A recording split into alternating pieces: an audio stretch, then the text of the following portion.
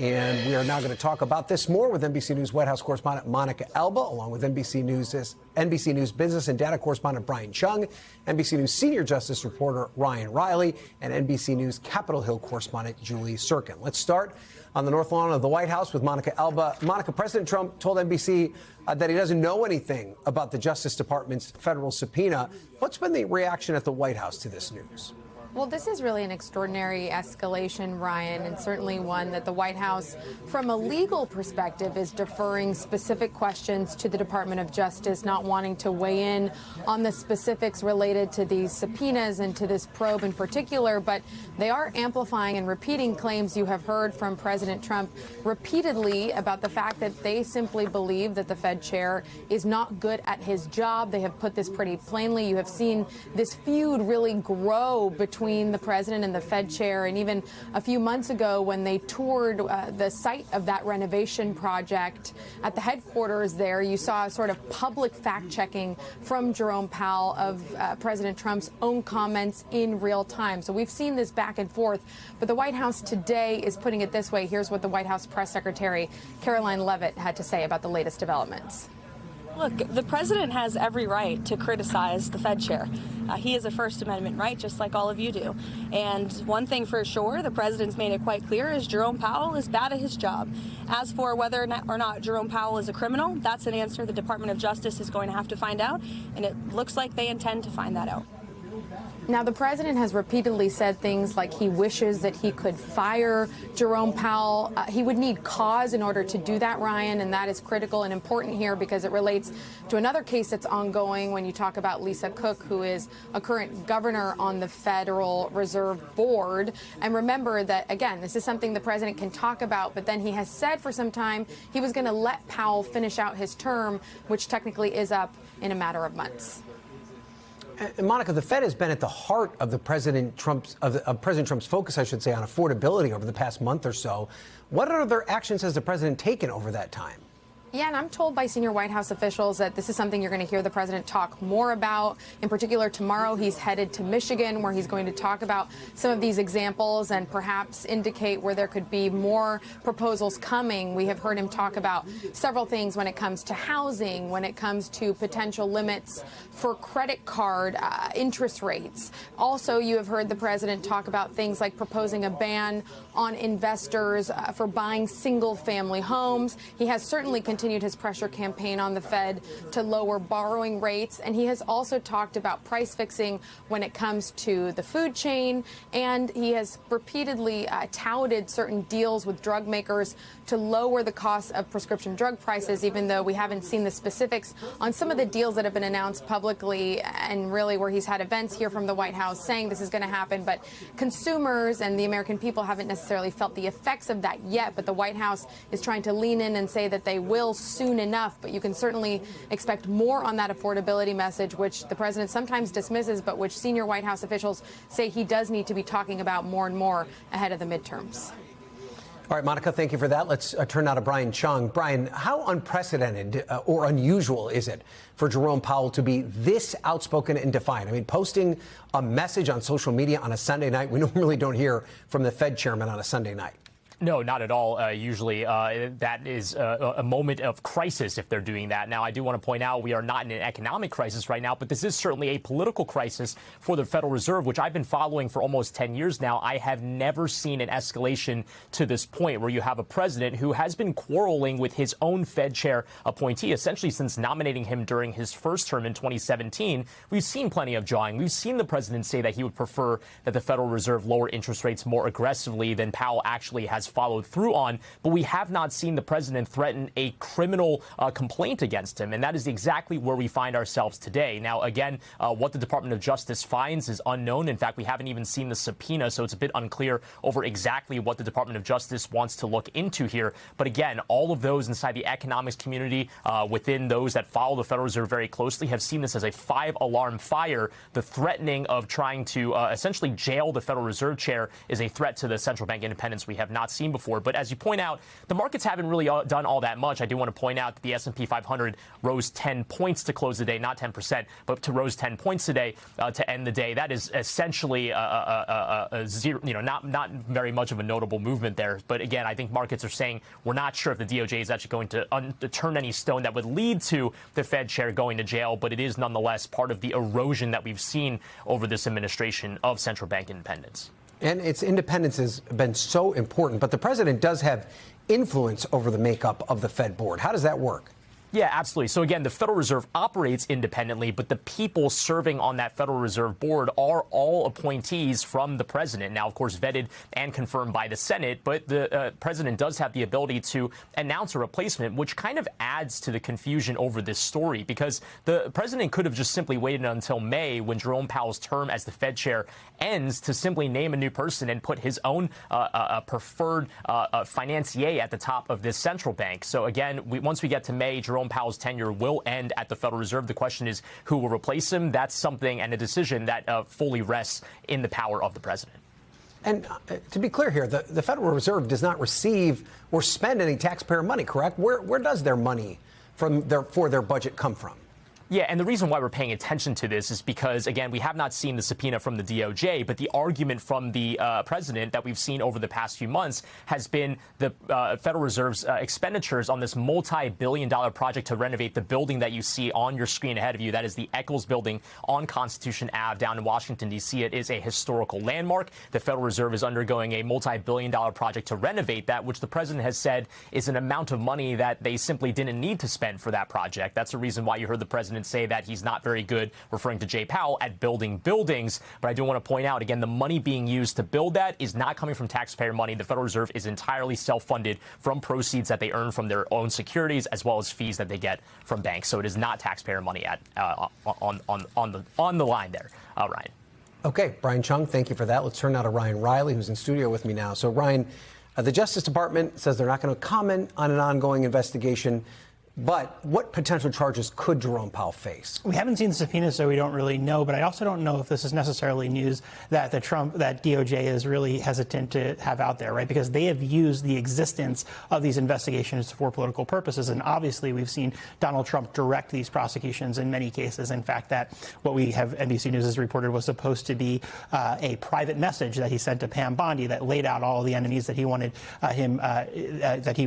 Bondi to go after. So that's something that, has played a component here. Donald Trump sort of weaponizing the existence of the investigation, regardless of whether or not how those investigations end for political purposes here. And, there's the possibility that you would say the firing for cause down the line would be because of an existence of an investigation. So that's one method that he could potentially, theoretically, try to use to get rid of Powell. And there's some dispute as to whether or not he would even have that power to fire him. That it likely would have to come from the board itself.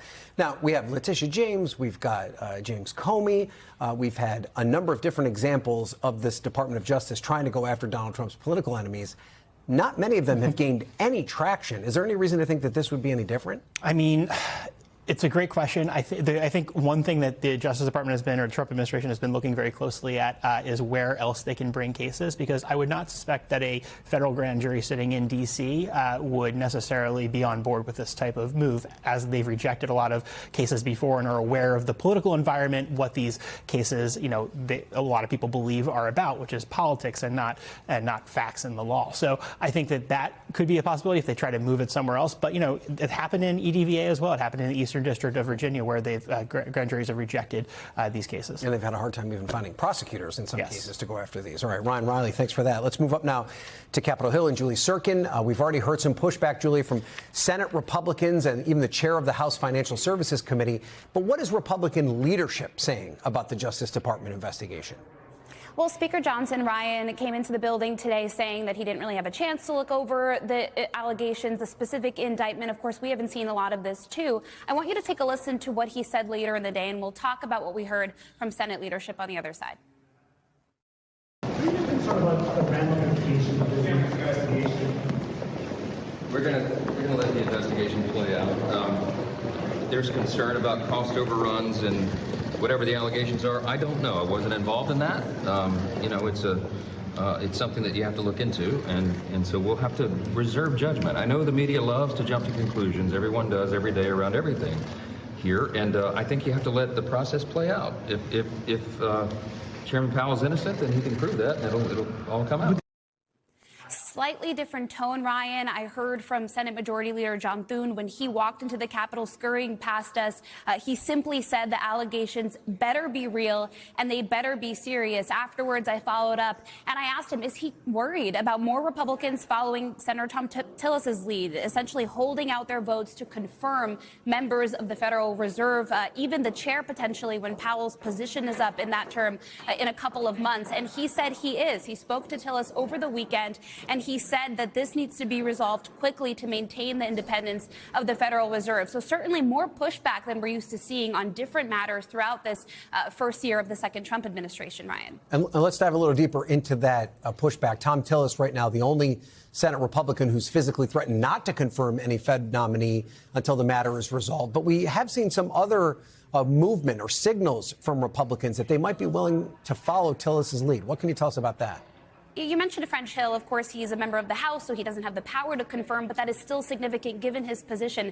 Lisa Murkowski, the senator from Alaska, she is not on the banking committee, so she doesn't have a role on that panel directly to confirm nominees who go before her, but certainly she has a vote on the floor, and she said that it is time for Congress to investigate what the Department of Justice is doing here. So this is certainly concerning for the administration. I was talking to some sources close to officials in the administration. They are concerned about this. Some of them see this to be as a mess, as a distraction. You heard some Republicans say that here as well. And it is shaping up to be one because there's so much going on here. The president needs the votes of people in the Senate for matters beyond the Federal Reserve. They need to fund the government as well, which, as you know, they're working on in the coming weeks. So this is turning out to be quite a mess for the president. And Republicans up here, as Thune suggested to me, are concerned and potentially going to follow suit in Tillis's lead.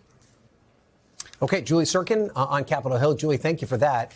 We're going to turn now to former Federal Reserve General Counsel Scott Alvarez to talk more about this issue. Mr. Alvarez, thank you for joining us. You worked at the Fed for more than 30 years. How unprecedented is it for the Justice Department to conduct a criminal investigation into the chair of the Federal Reserve? So, thanks. It's a pleasure to be here. I have no knowledge of this ever being done in the history of the Federal Reserve. That someone would be, any member of the board would be investigated for criminal behavior. And the chair, Jerome Powell, he described the Justice Department's investigation as retribution. Is that how you read the situation? Well, I certainly think that it is an attempt to intimidate the chair. And, you know, this is a matter that's been around for quite a long time. And the Federal Reserve has been very transparent about the renovation. They put quite a lot of information on their website, testified before Congress. So there's, if you compare the testimony that Chair Powell made with the information that the Fed has made available to the public, you'll see that there is no lie, that there is no false statements made to Congress. So you have to think, well, why 7 or 8 months after the president has visited the renovation, would the Department of Justice just be beginning to look into the matter? And I think it's because nothing has happened in the last 7 months. I think it's about the next 4 months. Mm-hmm. Chair Powell's term is up in the middle of May, and he has not announced whether he would leave when his term as chair expires. He could stay on as a governor for another roughly year and a half till 2028. And I think that's what this is about. It's about showing Powell that the administration will use all the tools it has available to make his life miserable if he decides to stay on the board. And it also sends a signal to the other members of the board and the FOMC that the administration wants to have the interest rate policy the way it wants it, and it will leave no stone unturned in making sure that the other members vote the way the president wants them to vote. And if not, then the administration will go after them. And I think those are the signals that they're trying to send now, because it doesn't seem that there is really any case against Jay Powell. Yeah, and Jay Powell is someone who is so measured with everything he says. They literally move markets. His words move markets. So he's not in any way, shape, or form a flamethrower. Were you surprised to see him be willing to do that direct-to-camera response on a Sunday night yesterday? I was a little surprised, but then it made perfect sense. He has been personally accused and needed to make a personal response so that markets would understand where he stood on this and that he is innocent of any lying to Congress, which is the charge that they've made. And so I think it was important for him to make that statement.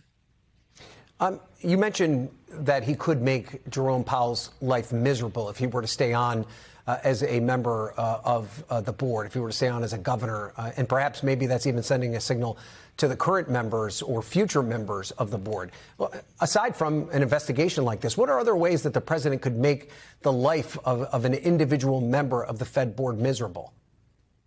Well, I think the continued barbs that the president sends, calling Jay incompetent, threatening to fire him, doing the same for other members of the board. I think those things make it very difficult because I believe the board members really want to do the right thing. They want for the economy. They focus on the data. They try to keep credibility with the markets. And anything that suggests that they might be responding to political pressure, either holding a line that they wouldn't ordinarily hold or succumbing to the pressure and doing what the president asks, either one of those creates uncertainty about their position and their credibility. And I think that's a real problem for all the members of the board. And President Trump's also threatening to sue Powell for incompetence. This is even separate from this threat of a federal investigation. Would a lawsuit like that even hold up in court? So I assume that what he's really talking about is firing the chair for cause, and the cause being incompetence. I don't see how there could be a personal lawsuit outside of that for anything against the chair. So I don't really know what exactly the president was talking about. So you're suggesting that he's throwing this out there as a reason to point to to fire him for cause, as opposed to actually going through with filing a lawsuit. Correct. Yeah. And so I understand it. Does the president of the United States even have that ability to fire the chair of the Federal Board of Reserve for cause, or is that the responsibility of the other board members? Like, where does that checks and balance play? Certainly. So that is an issue the Supreme Court is deciding now. The Federal Reserve Act says that the president can remove governor for cause. This has come up in a bunch of different statutes. The Supreme Court is looking at that across a variety of independent agencies. And so far, the Supreme Court has suggested, has actually held that for cause protection is probably not going to be available for any agency except perhaps the Federal Reserve. Okay. Now, the Supreme Court sent signals about where it's going to come out on the Federal Reserve, but it hasn't actually made that decision. That's part of what's going on in the Lisa Cook case.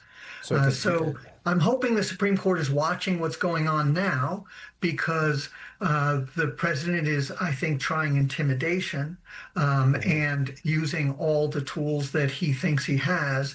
And so the Supreme Court is going to have to be clear. Does the Federal Reserve have protection, for cause protection from removal? What does it mean to be for cause? Is there any due process that members that are going to be fired have? Yeah. Those are all things that are caught up in this current investigation and intimidation. Okay. And also, we're going to have to leave it there.